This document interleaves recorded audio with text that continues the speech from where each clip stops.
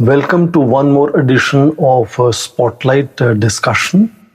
We will be trying to decode today about the major takeaways from recently held Trump-Putin summit meeting in Alaska, trying to understand what it means for United States, what it entails for Russia, and what it means for Ukraine and its European friends and allies, and of course, what it means for India.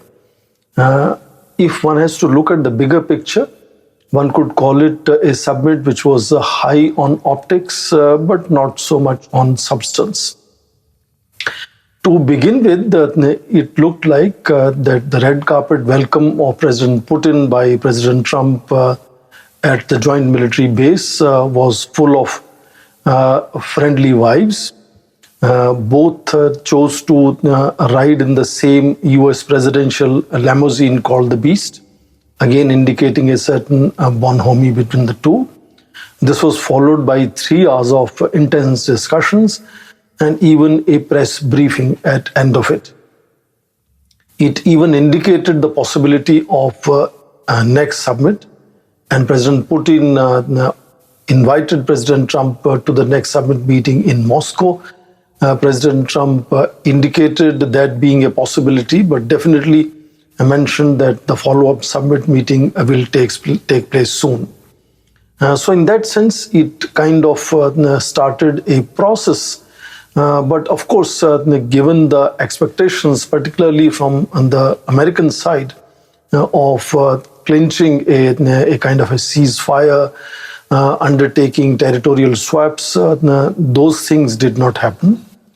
Also, what did not happen was other expected items on their agenda, which could be broad-based focus on resetting bilateral relations, to more specifics like recasting economic relations. But more important, I think there was also hope that the two would start talking about arms control, about their New START treaty, which currently puts a ceiling of about 1,550 nuclear warheads on both sides. That treaty was extended for 5 years in 2021 and is expected and is due to expire in February of next year. And none of those discussions, of course, took place. We noticed, as usual, President Trump used several superlatives to describe their summit meeting as productive, saying that they had agreed on several tough issues and some of those were still remaining. And therefore, I think it's a mixed signal that one gets that the process has kick-started and will continue. But given the initial maximum pressure strategy that President Trump was applying to ensure what he used to say, a quick end to the Ukraine war. In his elections, for example, he used to talk about 24 hours to finish Ukraine war. With that backdrop, of course, one could say that the achievements of the first summit are limited. And only major thing they achieved is that they have kick-started a peace process which might continue in subsequent summit meetings. Now, if you look at what President Putin or Russia achieved from the summit meeting, I think the most important was the fact that for about 3.5 years, President Vladimir Putin had faced an externally imposed isolation, especially after the warrants issued by International Criminal Court, and he's not been traveling to any other country other than 1 or 2 very friendly countries. In that sense, this visit to United States, world's superpower, and being hosted in United States marked a major breakaway point for President Putin. He had last visited the United States in 2007. And even during that visit, the body language with President Barack Obama was very different. Let me say relatively stiff compared to very friendly body language of President Trump in welcoming President Putin to Alaska. Second, President Putin also managed to ensure that initial indications from President Trump that he would like to see President Zelensky joining their summit and making a trilateral summit did not happen. So President Zelensky stayed away, was kind of kept away in this sense. And so are European allies, slightly kept away. Indeed, President Putin in his press briefing went to the extent of saying that he would like to see that neither Ukraine nor European countries, quote unquote, sabotage this peace process which has started between him and President Donald Trump. So in that sense, I think it was a bit of a success for President Putin, both at home, in that sense being recognized internationally.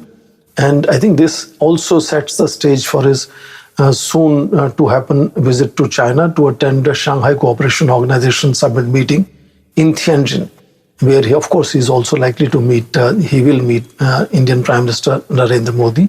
So I think the summit meeting was an important event with several takeaways for President Putin. With President Trump, I think the story was slightly different because of his whole hype that he had created during his election speeches, saying that he would end a Ukraine war in 24 hours, or he will end it in the very first day of his inauguration in White House. And the constant, maximum pressure strategy of, even while flying to Alaska, saying that there will be severe and serious consequences in case President Putin doesn't agree to a ceasefire. And now with that background, I think the achievements of President Trump looked relatively muted. Also, especially because he kept on using superlatives of the way he described this summit meeting as a success story. And I think in that sense, only the major clincher for President Trump is legitimization and representation of being the representative or leader of Western world, speaking on behalf of Ukraine and European countries.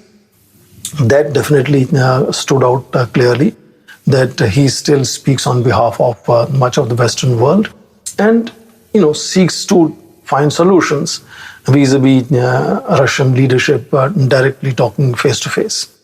Now, as far as Ukraine is concerned, and of course also several European allies of Ukraine, they stood a bit of marginalized. Indeed, there were protestations from both Ukraine and several European countries that had issued a joint statement on last Saturday, saying that territorial swaps should not happen. Indeed, no concessions should happen without President Zelensky sitting on the big table with them. And of course, President Zelensky had also issued his videos saying that Ukraine is not willing to surrender any part of its territory. We all understand that currently Russia occupies about 20% of eastern Ukraine, the Donbas region, which includes Crimea, which Russia had captured in 2014, and more recently during this war for 3 years, since February of 2022, areas which Russia has captured. And indeed, Donetsk and Luhansk regions have been declared as independent republics recognized by Russia.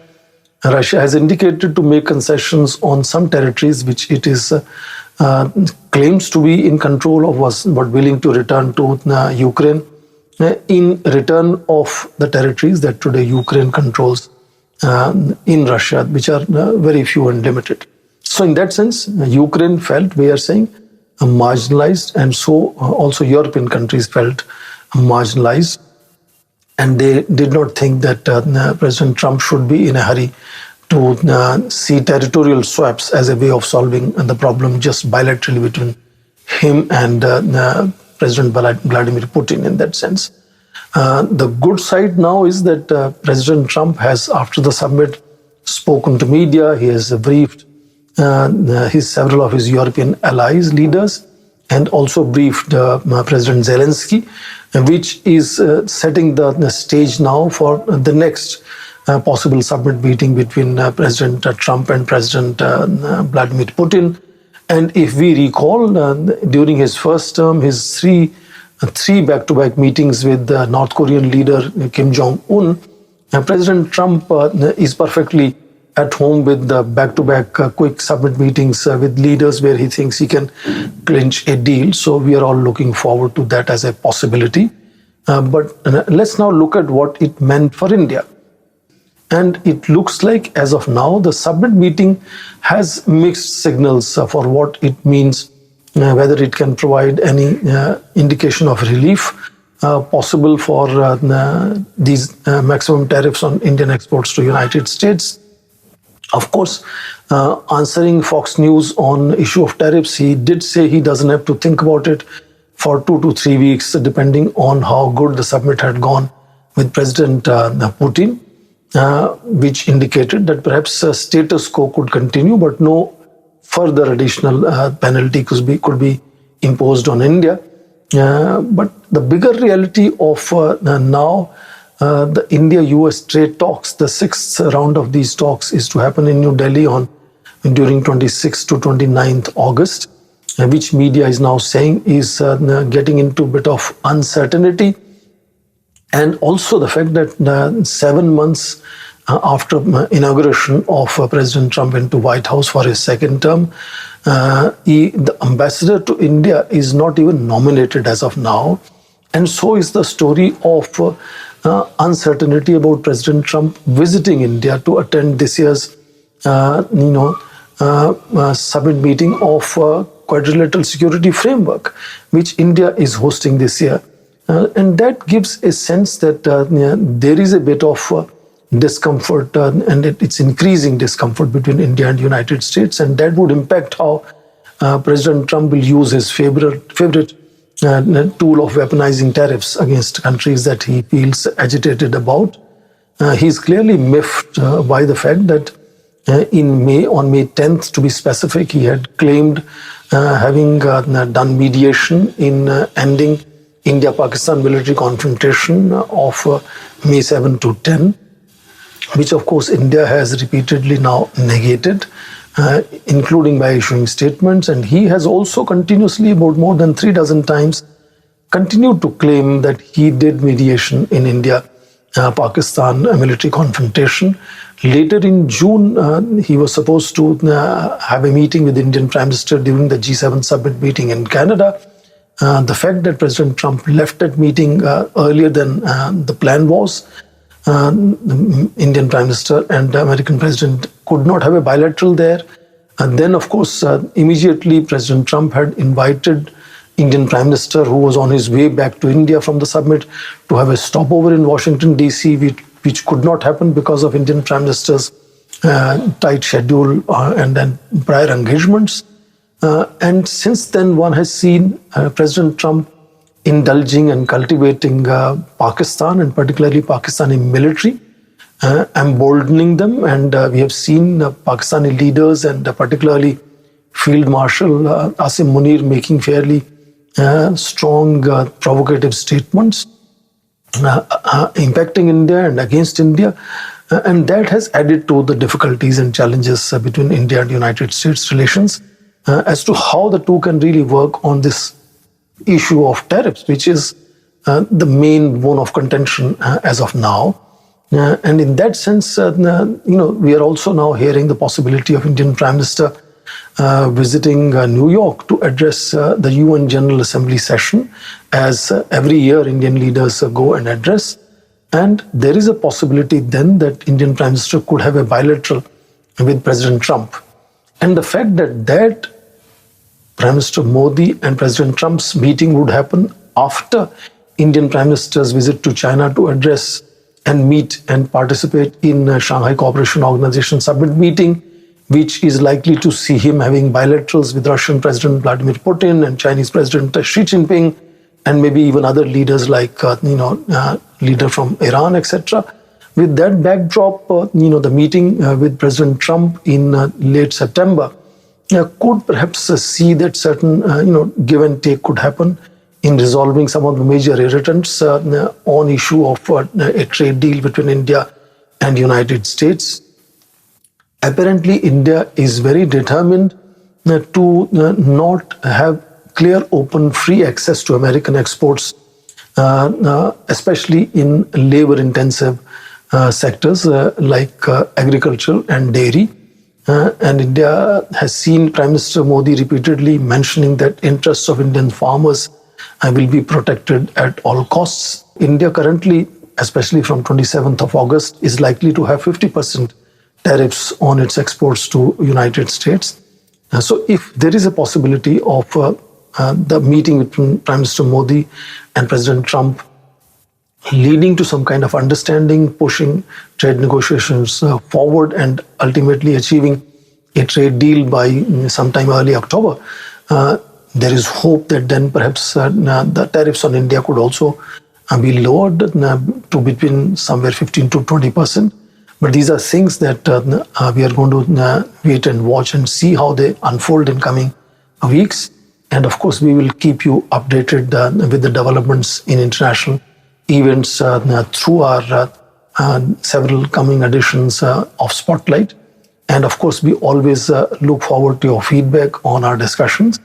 Thank you very much and have a nice day. Thank you.